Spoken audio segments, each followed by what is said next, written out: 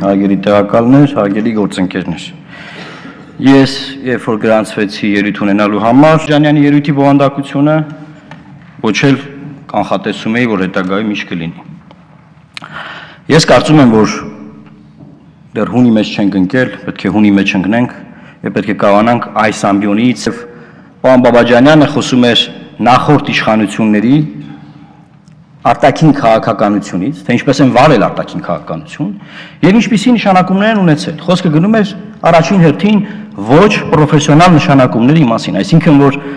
նշանակումներ են եղել եւ այդ նշանակումները չեն եղել դիվանագիտական կորպուսից։ Քաղաքական դանկոշունն է այստեղ նշեց, մամուլում հրապարակվել են։ Այդ ինչի մասին խոսեց, այդ հրապարակումները եղել են։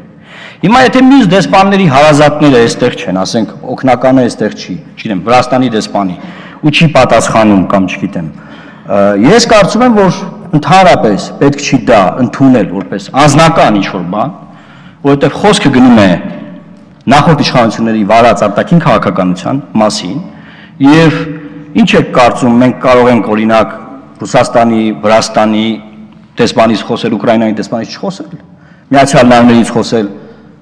նման կարևոր երկրից չխոսել, չի լինի այդպես։ Ես այստեղ մամուլում հրապարակված փաստեր եմ։ Ես ուզում եմ ուղղակի ասել հետևյալը, ժողովուրդ, մենք այստեղ չենք եկել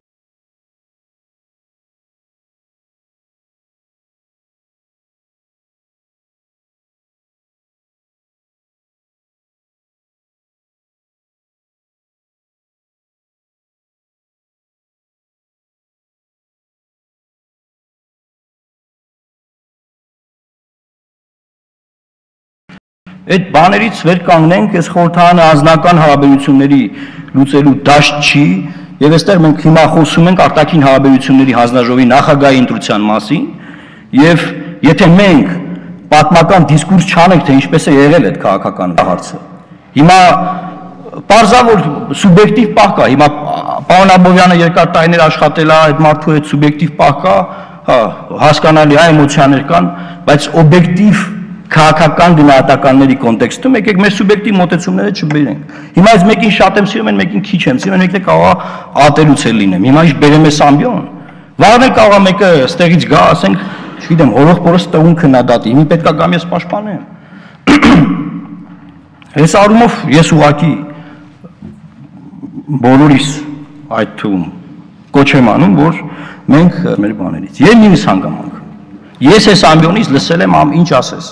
Օրինակ, որ չգիտեմ, ընդդիմությունը մի բաներ ասում են, դուք ադրբեջանական թեզերն եք, ադրբեջանիական ջրական չի, չգիտեմ, ադրբեջանի ջրաղացին ջուր լցրեցիք, բան, դա էլ ես ուղղակի հորդորում եմ իմ գործընկերներին, որ այդ դաշտ չմտնել։ Զրպարտություն բան, զրպարտություն եթե կա, դատի տվեք, գնացեք դատանում, ապացուցեք, վիճեք։ Խորհրդարանը զրպարտություններ հերքելու կամ հաստատելու վայր չի։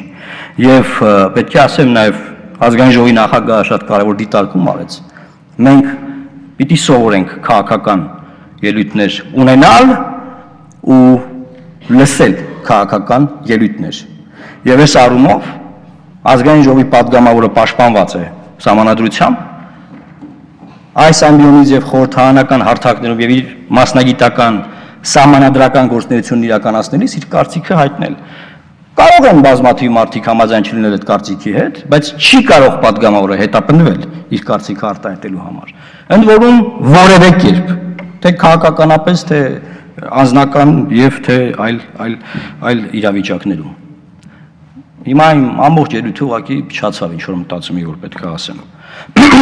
Հիմա պարոն Ռուբինյանի ընտրության հետ կապված։ Ես պետք է ասեմ, որ պարոն Ռուբինյան, ինքս աշխատել եմ արտաքին հարաբերությունների մշտական հանձնաժողովում, ժամանակին անկախ падգամավորները իմ նախաձեռնությամբ եւ գործընկերների աջակցությամբ այնպես եղավ, որ ստացվեց, որ փոքր ընդդիմադիր ֆրակցիաները եւ անկախ падգամավորները իրավունք ստացան մեկից ավելի խմբակցություններում անդամակցելու եւ աշխատելու։ Ես 3 հանձնաժողովներում աշխատում էի՝ պաշտպանություն, արտաքին հարաբերություններ եւ պետաիրավական։ Եվ բազմաթիվ լավավանդույթներ են ձևավորվել, եւ պարոն Գորգիսյանի հարցը դրա մասին է։ Դուք ասում եք, մենք պետք է առաջ նայենք, հետ չնայենք, հետ նայելու առումով, եթե լավ փորձ կա, մենք պետք է լավ փորձը օգտագործենք։ Մի առիթով նաեւ պարոն Փաշինյանն է սրա մասին խոսել, որ եթե լավ բաներ կա, պետք է շարունակենք։ Օրինակ ես մի քանի օրինակ կարող եմ բերել։ Մենք ունենում ենք փակ հանդիպումներ, օրինակ դեսպանների հետ։ Դեսպանները գալիս էին եւ արտաքին հարաբերությունների մշտական հանձնաժողովը փակ հանդիպումներ ունենում դեսպանների հետ, խոսում էին, քննարկում էինք եւ դրա մնում էր փակ, այսինքն լավագույն դեպքում Chatham House Rules կանոնները կարող էր կիրառվել, բայց մենք առաջին ձեռքից տեղեկություններ էինք ստանում։ Երկրորդ լավ ավանդույթը, որ կար, որը վերջին տարիներին ներդրվեց իդեպ ասեմ, նաև մեր լոբինգով, որ երբ որ դեսպան է նշանակվում, դեսպանը պիտի գա խորհրդարան,